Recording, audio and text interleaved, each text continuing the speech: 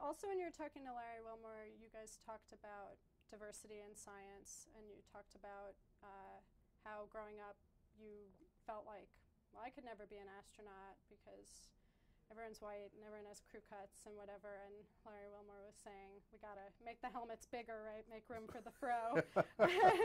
Yeah, it was great. He turned that into a joke. That was yeah, fun. It was memorable. It's the Afro helmet, you know. Yeah, exactly. But then, you know, we hear about something like the sexual harassment scandal with Jeff Marcy at UC Berkeley, and barriers for women, you know, in science. And I'm just wondering what your thoughts are about how to kind of tear some of those barriers down, because that could be another way that the field could feel more accessible to everyone.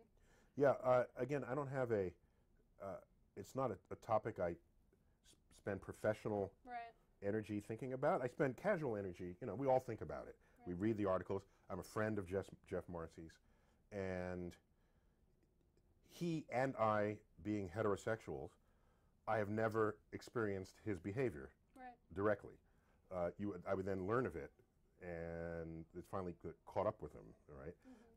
So I can tell you, growing up, that I did not expect ever that every person you encounter is going to either see you as an equal or treat you with respect. That's not what I was after. What I wanted to be sure was that if you were in a position of power over me, then I wouldn't want you to have that attitude.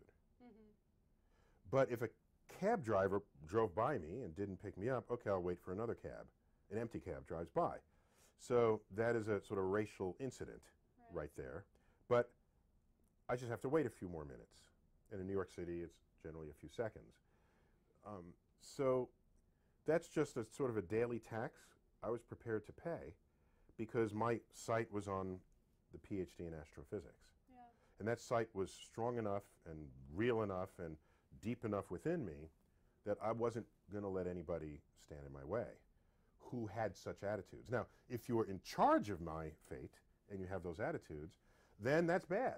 So then, and in fact, that kind of happened to me. I switched graduate schools because of this. I could have said, well, let me get out of this whole field because there's one incident. No, then you got to be stronger than that. If you want to make a difference in the world, you have to be strong. Strong is, yes, this fails, you try it again over here. Fails again, you try it again over here. You keep doing it. And we have existence proofs. There are successful female astrophysicists, as there are in all the sciences. So it's an existence proof, as we'd say in math. Some barriers have already been breached in some way because of this evidence. So I would have been disappointed in myself if I turned away from the field because I saw some narrow-minded, prejudiced bigot stand in my way.